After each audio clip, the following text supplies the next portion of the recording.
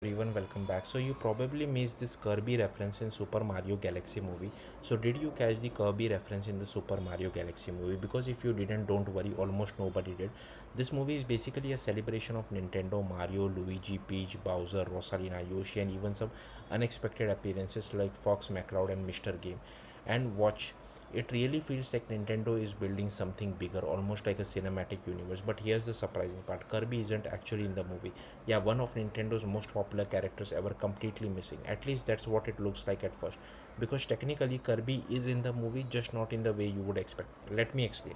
Early in the film, there is a scene inside Rosalina's house where we see a group of Lumas, those small star-like creatures that lives with her. It's a calm, visually soft moment, nothing too dramatic, and that's exactly why most people don't notice what's hiding in the background.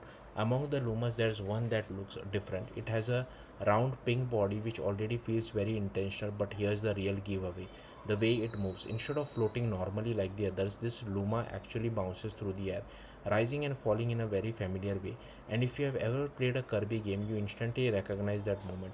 That Kirby signature style, that slow floaty bounce, it's iconic. So when you combine the pink color, the round shape, and the distant movement, yeah, that's not a coincidence. That's a deliberate Kirby reference, a subtle one, a blink and you miss it Easter egg, but still very much intentional.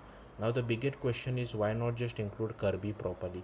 I mean, the movie already brings in characters from across Nintendo, so why hold back on one of those most beloved ones?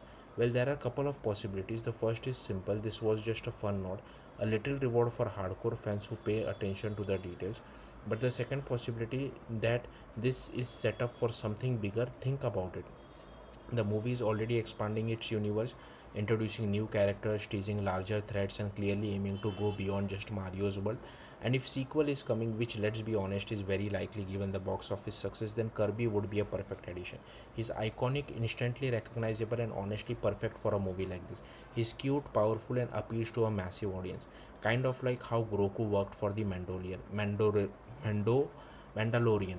And story wise, he could actually play a major role. If the next movie raises the stakes with a bigger villain, which is heavily implied, then bringing in Kirby could make total sense. He's one of the few characters who can match that kind of power while still fitting the tone. So, this tiny Luma, it might not actually seem like much, but it can be Nintendo quietly testing the water, seeing how fans react before giving Kirby a full debut.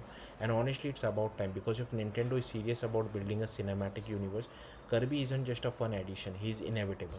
That's it. Thank you for watching. Bye.